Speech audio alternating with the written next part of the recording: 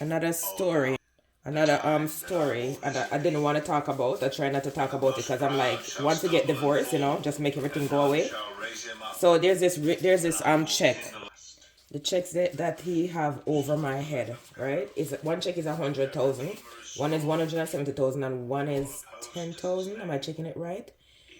I think, let me see. One is 170,000, one is 10,000, and one is 100,000, right? Those are the checks he have over my head. All right, but on December the 17th, 2025, they didn't talk about the $100,000 check. They only talk about the 170,000 and $10,000 check. All right. Anyways, let me tell you scenarios that happened with this check though. So when we go to court, that's before they transfer the court over to the old case court. Cause every move that make, I'm learning. I don't know these things. So before they transfer it over, we're going to court, right? The regular court. I don't know if that court have a different name, but that's the regular court. And when we just started out, and so we have to the agreement between him and I, right? When we're gonna reconcile, was we need to check the check. We need to get these receipt checked, like the court said. Again, when I had a lawyer that time, I heard, that's what I heard. Because like I said, when I go to court, I'm blank the fuck out. I can't even see who is in front of me. Sometimes my eyes get so foggy. So I heard, that's what I heard. The court said I have to give them to an accountant. But the lawyer said no. After I rush and get the accountant, I'm freaking out. What the fuck did I get myself in? Now I gotta get an accountant? Wow. To check these things. And at the end of the day, only you alone into it. The plaintiff can do. That's why he run and file before me all the time. And he threatened me, tell me if me file, he gonna take my life. You understand? So I couldn't file. I remember one time I sit in the house, he was here, and I'm filing, and I'm calling a lawyer to file, and he actually ripped the phone from the wall. Keep money ripped the phone from the wall, and threw it across the room. So I'm not filing nothing on what will happen if I file this divorce. So I couldn't file this divorce, Alright, so anyways, well, thinking I need to save my life that time, which I should have just let the guy do what he's doing, But I tried to save my life. You see how stupid I am? Anyways, so with the checks now, that when we reconcile, part of the plan was to get these checks, let the accountant put the checks them together anyway, so we see where the money go, because he's acting like he have no idea where this money go, pretending like I stole this money. In the first divorce, before reconcile, I stole this money. In the second divorce, now divorce, he said I take the money. So the plan is for them is to make it look like I take this money, make it look like I take this money and I have this money, so the court don't give me any money. So now this way I have no money, which he know that I have no money, and it's a lie. I don't stole it and I don't take it. You understand? My name on the check, and that's why the judge looked at me and said, whose name is on the check? I can't even explain. They wouldn't allow me to explain. Nothing, So I'm stuck with all these furniture. Like I really take it and stole it, and he wasn't living here. That's the outcome of how it's looking. All right, now it's fine. So that was the agreement for us to get this. Let the accountant carry on, because I got the accountant before. Let the accountant carry on and check it out. So if you're gonna file the divorce again, you don't file lies that I stole or take this money when you know that I didn't do anything like this. That's our agreement. That's part of our agreement. You would not know. After we reconciled, the guy changed his mind and said he's not doing that, because he won't have anything to hold over my head. This same check that he have in the court with me. He said he's not doing it. So I pay my half of the money, and he's supposed to pay the other half to the accountant. The accountant charged $6,400. $6,000 because I paid $3,200 first, and then he's supposed to pay the other $3,200. Right? Oh my God, that was another stressful thing I gotta go through. No, this accountant called me up one away and wanna talk to me, and he wanna talk to me differently, off the records, off the phone. It's something we can't discuss on the phone. So he was studying for law at the same time, he said. So he's an accountant, but he was studying for law, for his law license or something like that. All right? And he called me up. He said, I want to talk to you off the phone. He didn't want to talk to me on the phone. And I'm like, why we can't talk on the phone? What's up? Why we can't talk on the phone? There's nothing like me. And it's not like I know this guy where we need to talk off the phone. So I don't know why we have to talk on the phone. He said, what we're going to talk about, we can't talk on the phone. We have to talk off the phone. And I didn't see why we need to talk off the phone, so I said to him, we can talk on the phone. I have nothing to hide. The guy started telling me I need to pay him more money, but we need to talk off the phone so he can tell me how much more I need to pay and all of that. And I didn't. I'm gonna tell you, these receipts, the same money, the same money I'm in court, the same money take me hills and valleys and all these places. People just have if you go to lawyer, accountant, anybody, and they look at the money that we're talking about, everybody just get greedy. And who it affect? Me. Because Keith can just reach out to these people and say, listen, I can double up what you pay, and you do whatever you want to do. This guy stopped blackmailing me, tell me he's going to give it to Keith. He's going to give it to Keith. Because I told him it was my evidence and I needed for my evidence. He said he's going to give it to Keith.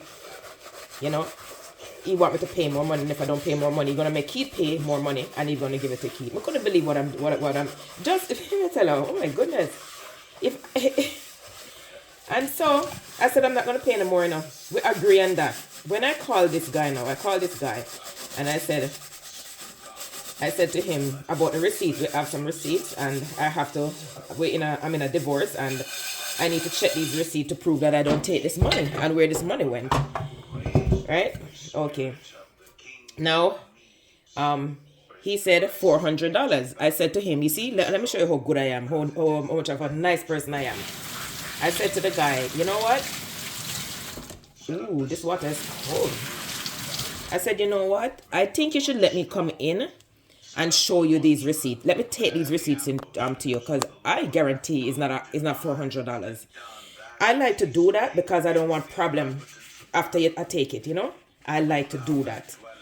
And he said, okay, take them in. I take them in, drive them in my car, take them, still corresponding with Keith and these. And that's what get me in trouble with this money. Because when Keith at work, I'm left to do everything, and I'm doing it. And today now in court, it looked like I stole or I take this money. In the first divorce, I stole it. In the second divorce, I take it. All right. So anyway, now I'm gonna tell you what they're doing. So now I take this money to this receipts to the guy. Both of us take the receipts out of the car. We take them in a room. We're not no paper or nothing he have in there that much that we're mingled with them. He sat there and I snapped some photo. He sat there and he looked through the receipts.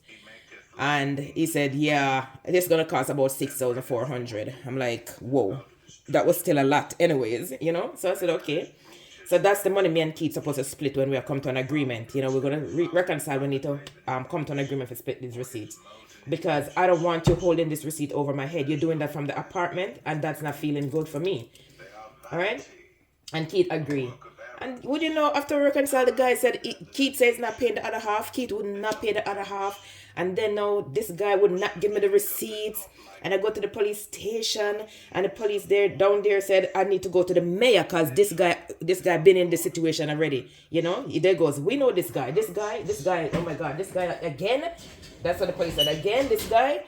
And so I gotta go to the mayor of the town, and I gotta keep going all around, and then the police have to come with me and to get this receipt. No, my goodness, the same money that I'm in court for, that I'm telling you, the same money that he's lying about, making it look like I take it and I have it. Right? And so that's the stress I gotta go through to get these receipts. I want to tell you, it's like part of the court case. You understand? I gotta go through to get back these receipts, and I eventually get the receipts. I don't know if he gave Keith some of them. I don't know if he did give Keith some of them like he said. Now I'm gonna tell you how I meet this guy now. This is gonna be this hurt me. It made me cry. So I know this guy. I know a guy, right? I get a check. Not recently, but I get a check. Boy, God, I don't know what God wants from me. I got this check, right? And I get this check from a lawyer, hunting me down to give me this money. And I saw when I'm here, when I came here, when I moved to the house, this lawyer, I keep seeing following me, but I didn't have no interest. I keep throwing them in the garbage, like, why is this guy, everywhere I go, this guy following me? I didn't make a big deal because I know I have no problem with people. So I keep throwing it in the garbage. Eventually one day, I read it. It said important, very, very important. So I read it. The guy have a check for me and he want me to come for the money. So I said, money? Oh, yeah. Then money is good because guess what now? I'm in the divorce and I need money. And I went and I got the money. So, how I got this money now? No, it's from an accident, right? That's way in 2018.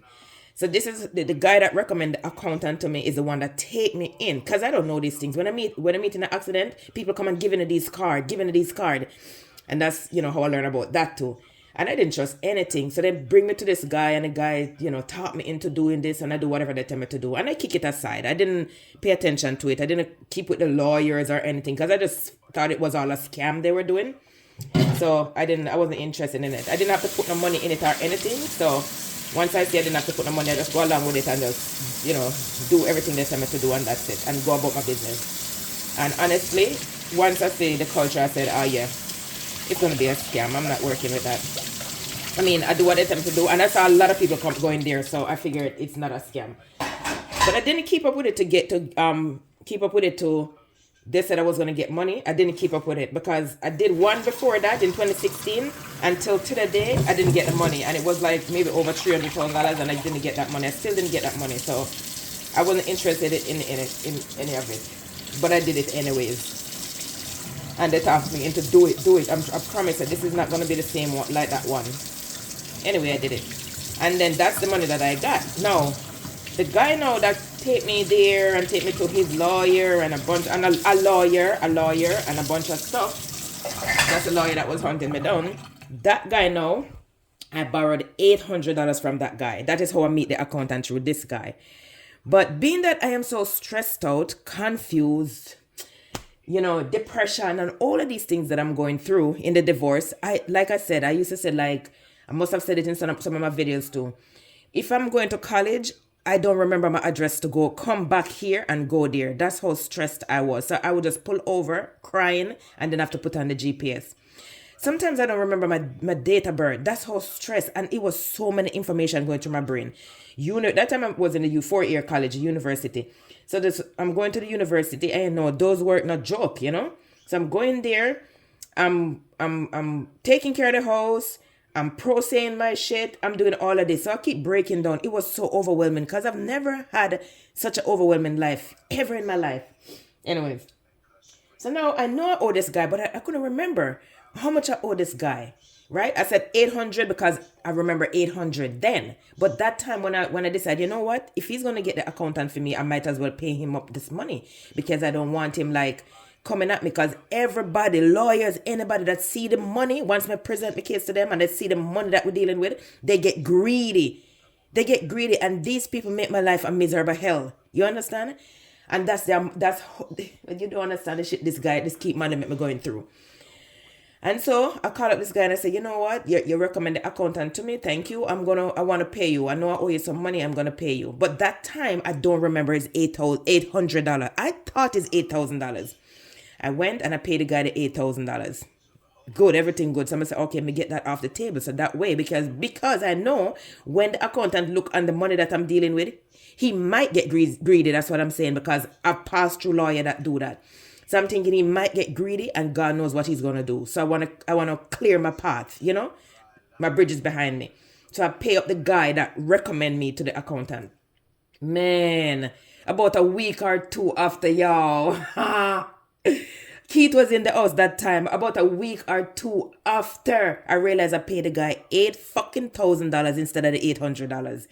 It just hit me like, what the fuck? But I did have something put down to remind me how much I owe him. When I go back and look at it, I'm crying eye water. I reached out to this guy. I said, you don't realize that I overpay you. I was supposed to give it 800 and I give it 8,000 because I was thinking to give somebody else the 8,000 that I owe. The guy said he's not giving it back to me till to the day 2017. Oh, we're in 2026. January 1st, 2026, and he said he's not giving it back to me because I'm the one who gave it to him. I said, it was a mistake. Be honest. If I come to pay you back the money that I owe you and I didn't run and hide or anything, you should know I'm overpaying you. I think this is part of where the accountant get the greed. You understand? This receipt, this $370 put me in position where this money doesn't exist in my position. It doesn't exist in my position. And this is what money keep doing to me constantly. For me to sit in court and they're making it look like I stole this money or I have this money in my position. But I'm gonna tell you what they're doing. There's a first that we were married. The first divorce case. I think what they're doing when we go to 17, because he got a lawyer, was on his case, right? But the lawyer does not have a venue in New York and was on his case all this time, and I didn't understand it as a pro se until I go to a lawyer, want to get a lawyer on the case, and I found a lawyer, and she was going to take the case. But when she went on there, she said, let me see your case. And she went on there and she said, oh, I know this person. She shouldn't even be on his case because she's not living in New York. And she goes, oh, I'm afraid of this case. There's something going on with this case. She said, there's something not right with your case. That's what she said. There's something not right with the case. That's what this lawyer said. And she's not taking it because there's something not right. Because the lady that the lawyer that Keith Manley have on the case, she should not have been on the case because she doesn't even live in New York. Let me tell you, these people are doing some evil stuff. And it's no joke as a pro se. She was trying to use the first divorce. We reconciling, but she was trying to use the first divorce to do the case. And the judge said, no, that's not going to happen. I remember the judge said that. And then I realized that I have to pay attention to the number, to the index number. So when I come home and I'm looking to it and comparing it, I realized, oh my God. So it was like we never reconcile. So right now what they're trying to do is make the case like we never reconcile. You understand? Okay. So that is weird. So when they stand up in court and said, I take the money from the account and he's fighting for his credit and what was it? And I damaged the house, something like that. Then I realized that, oh fuck, maybe she's looking at the same index number, the first index number, but she could not be looking at that because obviously she would see that we had reconciled. So she said she went over her case. Let me tell you, some evil, wicked things that they're doing in the case because I'm a pro se. I'm telling you, it's not a joke. And if I get a lawyer now and they go through it and they're seeing that something not right, you understand? So as a pro se, they're fucking with my head. Keith is very manipulative. Until to the day, I never get back that $8,000. But I did get back the receipts, and the guy messed up the receipt purposely. He messed up the receipt purposely because he was like, I am in law school and I gotta pay my law degree, pay for my law degree, and and it's a corona time and I don't have money. I don't have workers. I don't have workers to help me, and I would have to bring in this girl and all of that. So I said, we discuss all of that, and you charge me $6,400, and that's your problem. That's not mine. You put your priority together when I walk into your store and said, listen, I have some job. You look on the job, you give me a price. And the guy telling me if I don't pay him more money, he's going to give the receipts to Keith. Let me tell you something. It's a lot of blackmailing shit I've been going through. A lot of threat, a lot of these things. And all I can hear is prove it. And I do have a lot of proof. It's so many people I would have to fight. Is unbelievable. It's crazy. And all of this is stemming from just asking for a divorce from Keith. That's it. Just asking for a divorce from Keith. And Keith insisted that this marriage can work. You understand? He insisted that this marriage can work, and it cannot work. We go to therapist where the therapist saying, listen, as far as I see, both of you should not be together. Both of you cannot be together. And I'm like, there, see it? Even the therapist saying it. He would not listen. This guy is evil. Keith Manley is evil. He's an evil guy. Evil guy. Evil. 50,000 times I'm saying it. And when you go in divorce court, it's not the same thing as you living it out here. And they're not listening to you anyway, because the first thing they paint you, you're black, Jamaican this, black people that, African this, Asian this. Once you're black, they see you, they categorize you. You understand?